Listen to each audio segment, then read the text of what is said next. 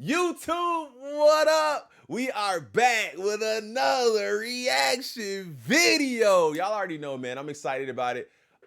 We started this video with WearTesters. It's called Being a Sneakerhead Has Never Been Better. If you guys have not already seen part 1 of my reaction, make sure you guys go back in my videos and find part 1 because you guys are gonna kind of be lost. This was a 35-minute video, which means my video would have been about an hour and 10, an hour and 20 minutes. So I definitely didn't want to do that. So we stopped it right in the middle.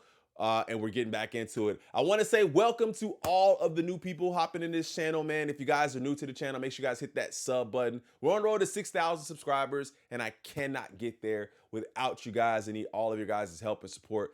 So it means a great deal to the channel when you guys hit that sub button. And to my family members, my crew members who are always here, who have always been here, man, I appreciate you guys so much, and I love you guys. I say it in every video. Truly love you guys. Thank you guys for all of the support. Make sure you guys are smashing that thumbs up. It's the only way YouTube knows we're doing something right over here, man. It really helps out, and it really helps the algorithm out. So let's go ahead and jump back in. I can't really remember where we were, man, but let's go ahead and jump back in. That's a mental choice we have to make for people. We as consumers have to make. It's just like you got to reprogram yourself around that. And I actually asked this to the So Savvy community. The SB4s, the Lucky Green 3s, the women's pair, and the Lucky Green 2s are all like the same shoe. Same vibe, same colorway, probably came up in the same deck across all the models. I wouldn't be surprised if there's other colorways coming. Do you really need to succumb to paying $500 for the SB4s? You're going to get the same look, same vibe. I get what he's saying. Okay, so if you guys are just hopping in, we left off at FOMO and how the fear of missing out drives people to really make kind of like really crazy decisions and just buy things off the rip. Like we were saying, you should probably wait a little while. You should wait a little while and maybe see if you still have those feelings for that shoe in a month or so. And if you do, then, you know, do what you got to do.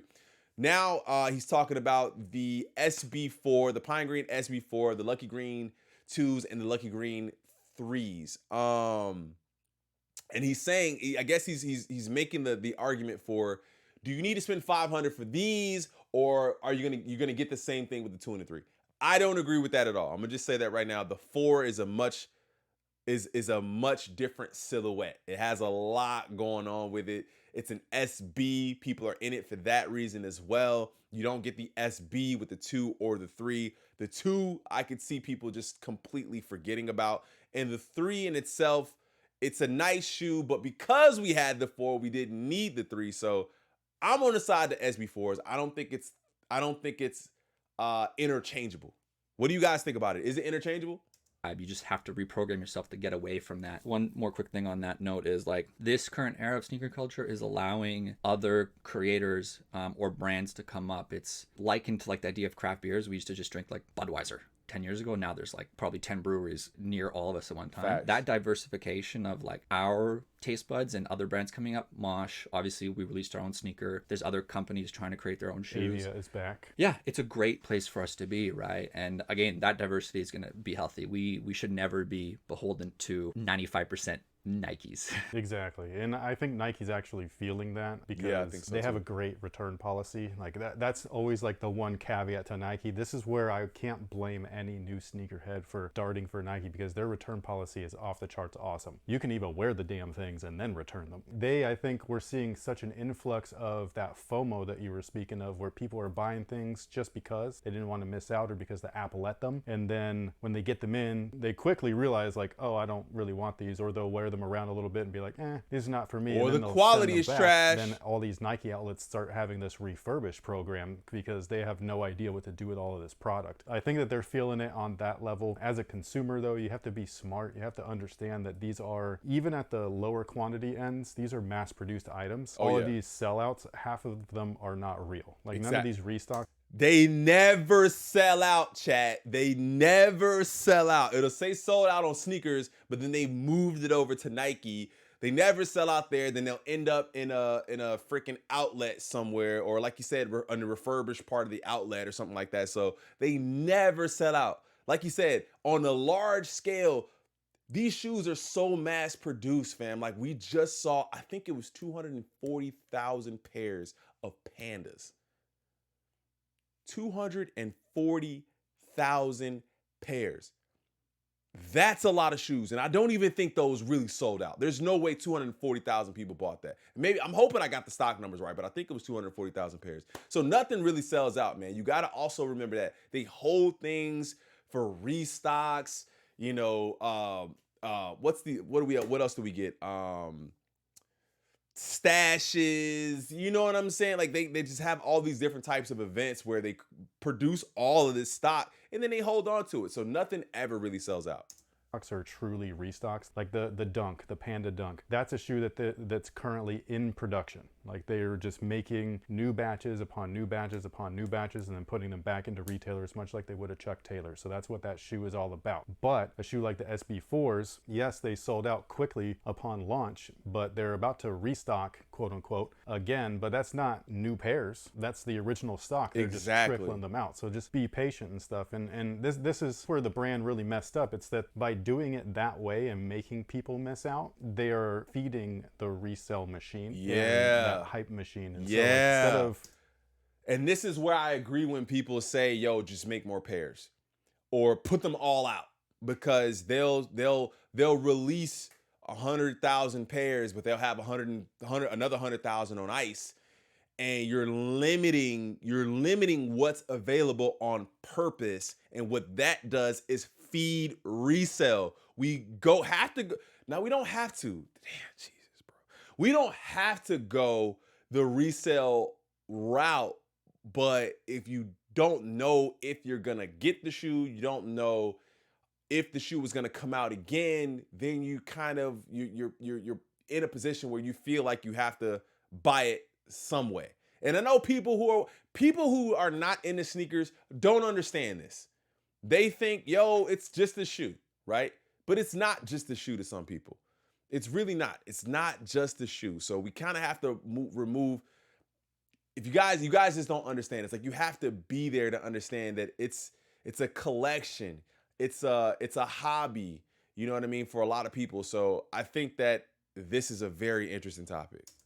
Being honest and genuine with your customers, they're being really like shady, to, you know, put it nicely, and it's making all of these other avenues worthwhile. So I think if they would just slim down, really focus on what their actual job is. Like I think that movie Air, I know that some people loved it, some people hated it, but if you focus on the main message, is that was an underdog story of a brand that was up and coming, and they were fighting and clawing their way against brands that had been established for over 50 years at that point. So it's like, if you don't get back to that like underdog mentality, being like, oh, I understand that I'm first, but I never feel like it, I always feel last, and I think that is when you'll really start to exceed as a brand and really start to have the real public behind you and be like, yeah, this brand is awesome. You make a great point. There's also a flip side to that, which is like the next chapter, Spider-Verse Jordan 1s that you held up. That shoe was, I think, early access, and the shock drop, and then like the sneakers drop, and obviously in between there was raffles and boutique releases. I actually thought that was a really good method for releasing that shoe, and maybe there's another drop coming, who knows? Because as we alluded to before we started talking, everyone went for that sneaker when the shock drop happened, and then we quickly saw the price tank on the aftermarket, and people started returning their pairs because they're like, wait a minute, I can't trade this, and if I sell this right now, I'll barely make money for the bus, right? So I am not going to keep this, and they'll send it back to Nike, right? Some of this staggered release does help get into the hands of the right people and makes people think about it, but to your point, Nike's policy is so good. Like, I've spray painted a shoe gold and returned it to them 8 months later, and they gave me my full refund because it was part of like the packaging experience and stuff like that. But yeah, again,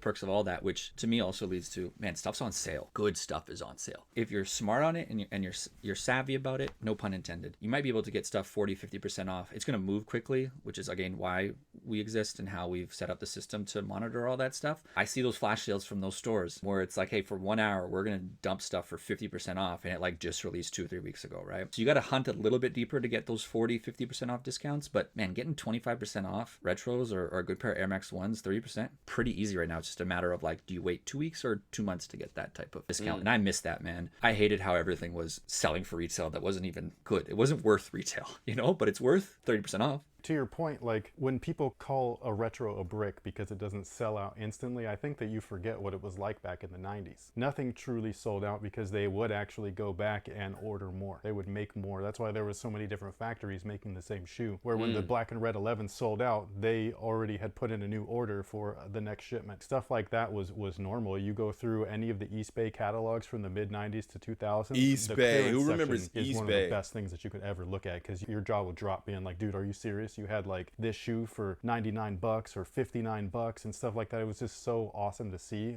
For anything from pennies to Pippins to Barclays to Jordans, it was amazing, dude. So like getting back to the basics is what I consider where we're at right now. We're really starting to get back to basics. I think that it shows with a channel like ours or a community like yours, where we're not about the hype, we're not about the resale. We really are about the passion and the stories and the history. And now our channel is starting to like actually gain traction and momentum. Right. We've been here for almost 15 years. And I'm getting to that point. I'm getting to that point where I'm looking to expand and not just have the pairs that I consider hype, you know. And I see and I respect what he's saying is like maybe we used to be that, and now we're moving into something a little bit different. We're diversifying a little bit more, and we're starting to see more traction from it. It's kind of the same even with the channel. Like, you know, with my channel, like I do, you know, mostly live cops. You know, I'm a streamer. I stream all the time, but I want to diversify and talk to my audience and hear from you guys and really just dive into topics that maybe you don't see, or maybe I don't see, or maybe we don't talk about because it's just not big news, right? It's not Ye, it's not Jordan. But I think that what he's saying is really dope. And I think that a lot of people need to listen to that and understand that it's not just about what we consider hype. And like I said, I hate the term hype beast. I hate any of that. I think everyone's a sneakerhead. If you love sneakers, if you like sneakers, everyone is a sneakerhead. And I think it just depends on where you are in your sneakerhead journey. So yeah, man, I think this is really dope. Let me know how you guys feel about that in the comment section below.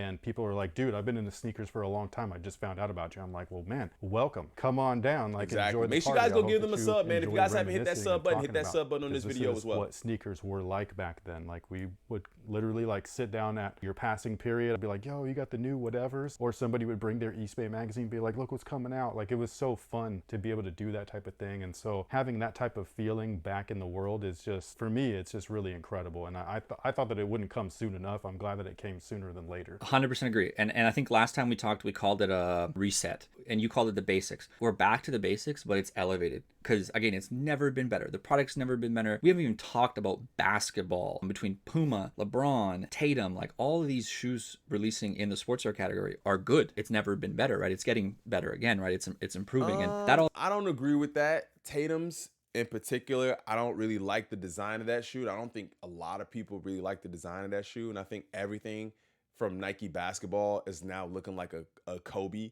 So you guys let me know how you guys feel about that. But I think that they need to go back to the drawing board with some of their Nike basketball. I think her name is, I'm going to butcher it. Ionescu, I think that's what it is. I think she's getting a signature sneaker, but it looks like a LeBron, that looks like a Ja Morant, that looks like a Kobe.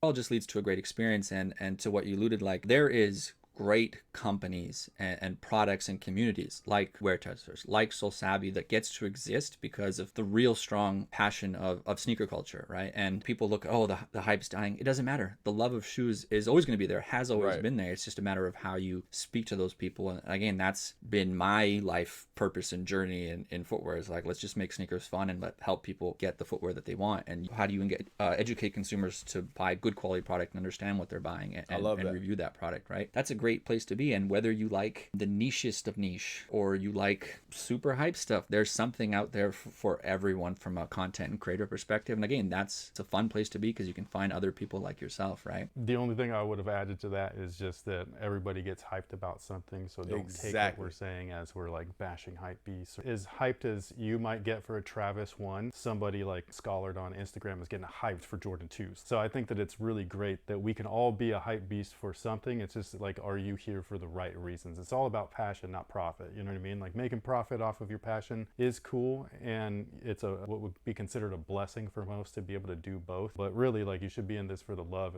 and for the enjoyment. And I think I like that he said that, man. Like the passion for it is there. Like passion, not profit.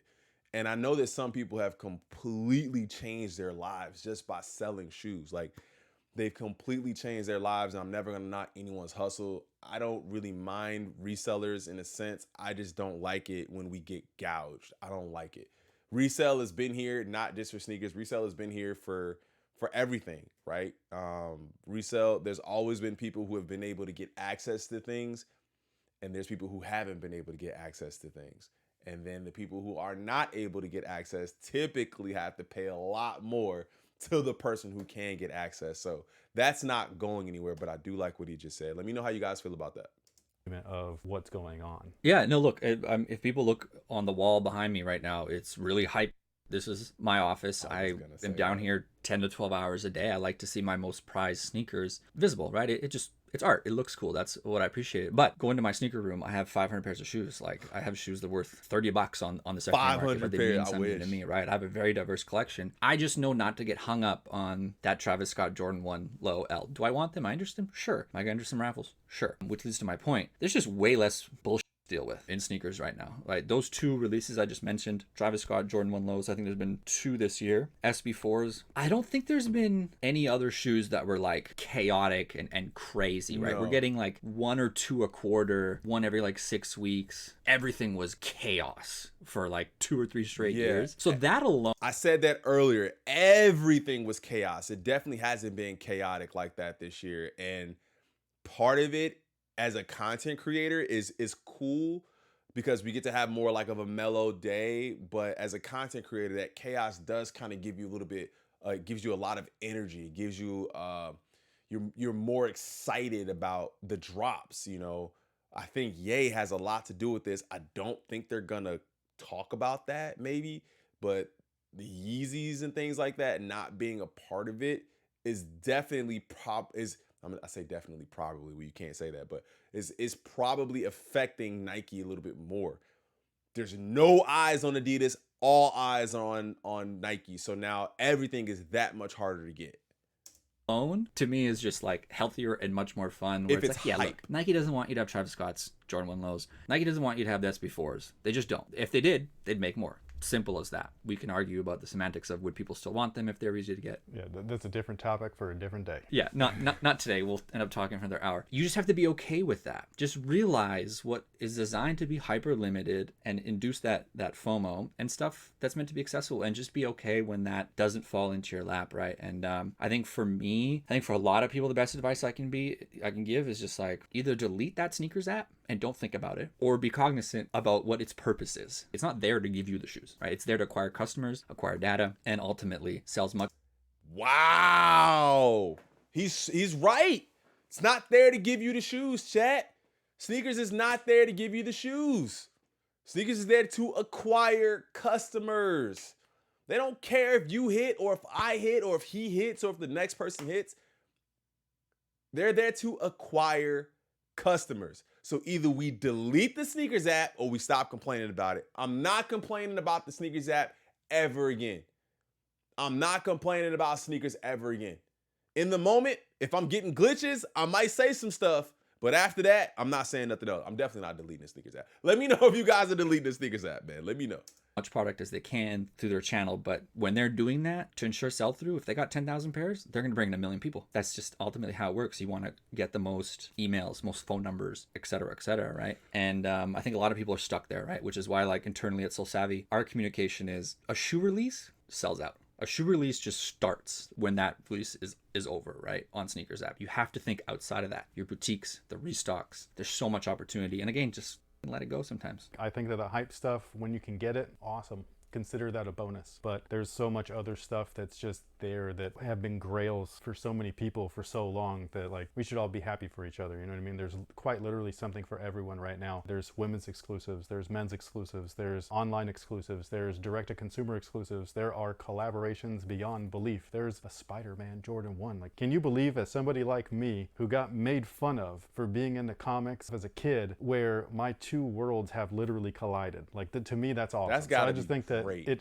truly is amazing, and I think that we as people just need to be a little bit better at understanding that there is a lot of positive. It outweighs a lot of the negative, especially right now. 2 years ago was different. The negative was very much like an umbrella. It just kind of was coating everything. It's not like that anymore, and I think that we should all be happy. We should all be rejoicing. We should be able to enjoy the fact that a shoe that we want, we don't have to rush out to get it. We can wait a minute. We can save our pockets a little bit of change, and I think that it will benefit everybody in the long run. Absolutely. And I actually pulled these two pairs out. Dude, it's the same shoe, minus the toes. I'm just covering them on purpose. But again, this is the same sneaker. One, I don't even know how much this is worth right now. I imagine it's like $300 or $400 USD. It's stupid. The other is 15% off right now. That summarizes how good we have it right now and how crazy this was and how much more normal this is. I bought these just to make a point with my own money that I want to contribute to more of this and less of this. And obviously I have these from before. I think what you just said, though, voting with your wallet is key. We need to remember. But I will say that some of this, and I'm not, listen, I can't agree with everything, right? Like I agree with a lot of what they say, but I can't agree with everything. Some of this is coming from a place of, from individuals who have the opportunity to get any and everything they want. WearTesters, they can get whatever they want. They have early pairs, right? The other gentleman owns Soul Savvy. I'm not sure what his name is, but as we can see, his collection is crazy just from what we can see. And he has 500 other pairs as well. So to a person who's not able to get everything, it's not like, you got the dope stuff. And then like, you're like, yo, but you can still get this thing here. It's 15% off. You can have this. And it's like, no, I want that. I want what you got, bro. And it's like, nah, but you can still get this. It looks kind of the same. It's like, it's almost the same. It's like, you see what I'm saying? You know, like even the Palomino that's dropping, I believe, is kind of like, everyone's like, yo, it's like a mocha. And it's like, yeah, but it's not. You know what I'm saying? Or it's brown and black, Travis vibes. Or yeah, but it's not. It's like, but you can get this one though. And it's like, no, but I want that one. You know, so I don't know. I that's something that's been I've been stewing on a little bit, but let me know how you guys feel.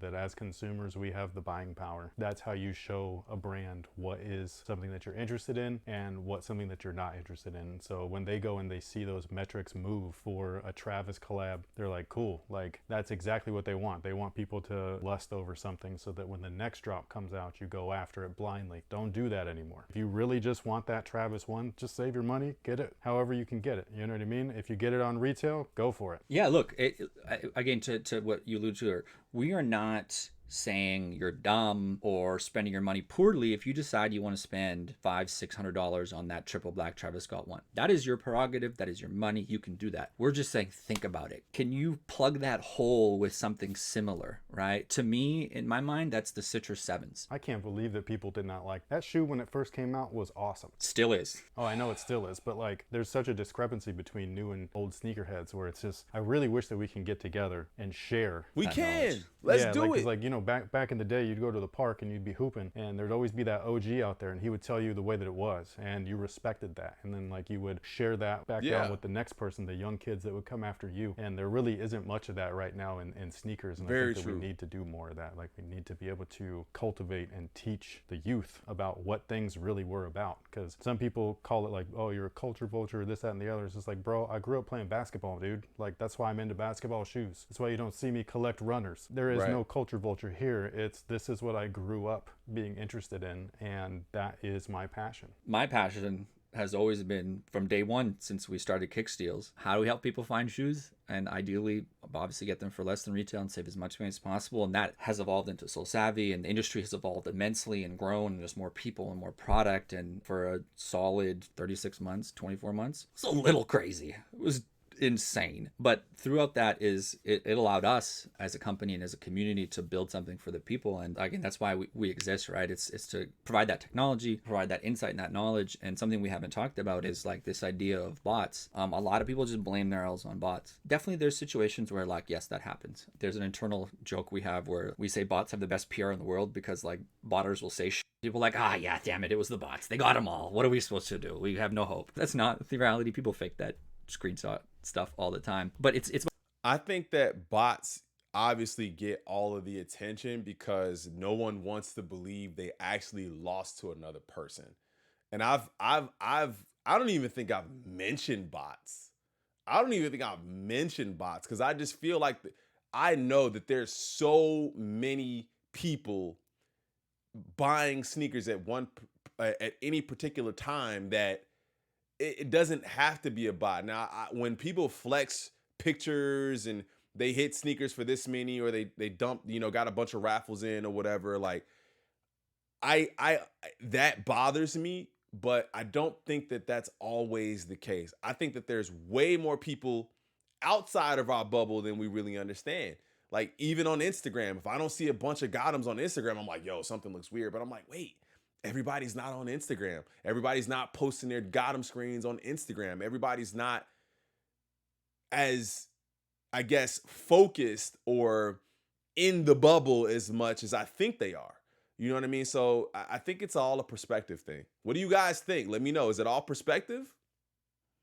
It's about knowing where to buy online. I think that's where this current generation of sneaker consumers hasn't really evolved, right? We went from like line up in store, camp, there's some raffles, there's some online releases, to like every single thing is online. And now everything's a digital raffle, right? And people didn't have an opportunity to like evolve and grow into that. And I think that's one of the things we're most proud of. Like there's a lot of stores that have bot protection. There's a lot of stores that you can buy shoes on. I grabbed the Thunder 4s, was last weekend, 2 weekends ago. I got 5 pairs at release, 10 a.m. Eastern, 7 a.m. Pacific. Still the worst thing for West Coasters. I got 5 pairs, 1 from sneakers, 4 from Shopify-based sites with bot protection, right? That is only possible because like we focus in what store has 2,000-3,000 pairs online, what store has bot protection, what might the answer be to their bot test, right? That's kind of the Soul Savvy value that we bring for releases. And I can go down the line. I think from my perspective, anyone listening to us talk obviously knows you're a real sneaker consumer, someone who's passionate about footwear and wearing it. I'm the exact same, and that's what Soul Savvy is, and that's who it's for ultimately. People like us who just are going to wear their shoes and have fun. Yeah, I have one tip to add to that, because the Drops app is fantastic. Like even somebody like me, where I kind of have to keep up with what's releasing and when, just because we have to review it and everything, but even I like lose track of certain things. So those white cement 2s that came out on sneakers for whatever reason was literally just all full sizes, and people were super upset because they were like, what do I do if I'm a 9.5? This is where being a smart or savvy consumer comes into play. Go to Google, search up the shoe name, then click the shopping tab and start scrolling. You go scroll past all of the resale shops because they're the ones that sponsor, they got the most money, so they're showing you those first. Scroll past all that. Like you mentioned Lapstone and Hammer earlier, they had a full size run including half sizes. I don't have the time to sit there and answer a question or comment with a link being like, hey, go here, like they got them, or this guy, you know what I mean? So like really, like if you're not part of the community already, use that Google bar, dude. Like that thing is awesome. Yeah, man. I mean, and that's why I have my own Discord, right? Like you guys may not know. If you guys don't know, hop in the Discord down below. The link will be in the description. We try to provide all that kind of information for free. Like we have Shopify monitors there. We also have a lot of really good people in there who just are always posting links because stuff happens so quickly. And we just want to try to keep you guys as informed as possible. But this is another good tip too. You know what I mean? Like it's this magic box that will answer all your damn questions. There is 500 stores feeding into our Drops app. 500 stores around the world. So like those Jordan 2s, any shoe, just you set up what shoe you're looking for, the size, what country you live in, and just wait for it to come up. And that's how I operate in shoes. I'm like, if I can't get it on my phone while like feeding a bottle to my child or eating, it's too serious. I'm just gonna live off this phone, right? And that's how we've operated. And from a raffles perspective, I think by the time this video is live, the Drops app will have free raffles. So the next time SB4s or Travis Scotts come around, you download the app, you can manage all the raffles, you can enter all the raffles. There's no charge. We want to give back to this sneaker community as much as we can. We obviously have a business to run, so we determined raffles are not fun. They're not fun to enter. There's a lot of them when it occurs, so let's just make it free. So you're going to see that in the Drops app. maybe by the time this video is live or shortly after. And then obviously some of the features we offer are paid, but you know, we're trying to build things that empower consumers, and it's nice to do good in the sneaker community. Sneakers and mental health should never be spoken in the same sentence. That's very true. Man. Like, for real. Like, find it, whether it's at Soul Savvy or anywhere else. Find a community of like-minded individuals where you guys can talk. You know what I mean? Like, communicate, like, explain Facts. or express yourself AKA outside of our just the angry streams. Twitter feed where nobody listens to you because Twitter is toxic. So, like, Twitter's the worst. it really is. I don't go on Twitter at all anymore. I'm surprised when people at me. I'm just like, dang it, this has been there for like 3 weeks. I gotta respond to them, otherwise I feel bad. So like, there's a lot of positive out there. You literally have to look for it. The way that you look for shoes, look for some positive stuff to be happy about, and I think that everybody will be just fine. 100%. And that was the purpose of this conversation. Let's think about the positive. Let's enjoy the good things of footwear, because we just went through a period where a lot of it sucked, and it's really, really awesome right now. So find your lane, find what makes you happy, dial in on that. And again, it's never been a better time to enjoy footwear and the sneaker culture. I completely agree. It's been really awesome. I love having you on. I think that we have some of the best conversations, and I hope that the people that are watching agree. Feel free to leave your comments and thoughts down below. Guys, I think that was probably one of the best videos I've watched on YouTube, just because it tackled a lot of different things, a lot of things that I felt personally about, as far as like this whole sneakerhead thing, taking L's, how you should perceive taking L's, how things have changed and have changed so quickly, as far as like being able to go in and buy pairs, and then now everything is online. There's a lot going on in this video. I gotta say a huge thank you to WearTesters again. Make sure you guys go to their video, give them a sub, give them a like on their video. This is a WearTesters video that I'm reacting to. Make sure you guys hit that like button and that sub button over here, man. We will continue to do videos like this. Again, this is part 2. So if you guys have not seen part 1, make sure you guys go in, check out part 1. There's a lot of really good gems and a lot of good information there, and a lot of different takes there as well. But let me know how you guys felt about this one. I think that everything that they said, a lot of things that they said really had a lot of value. I think they added a lot of value. I don't think this was a conversation of throwing air. Now, there was some promo and stuff like that, which I understand, but they're not just talking to talk. They're actually speaking from a place of knowledge and maybe giving you tips on how to move forward. So I love this video. Let me know how you guys feel about it in the comment section below. Listen, I got some things I gotta do, man. I gotta diversify. I got a lot of stuff I gotta do, but make sure you guys hit that sub button, man. It was great talking to you guys today. Make sure you guys hit that thumbs up down below, and of course, we will see you guys in the next one. I'm out. Peace, peace, peace, peace. I'm gone.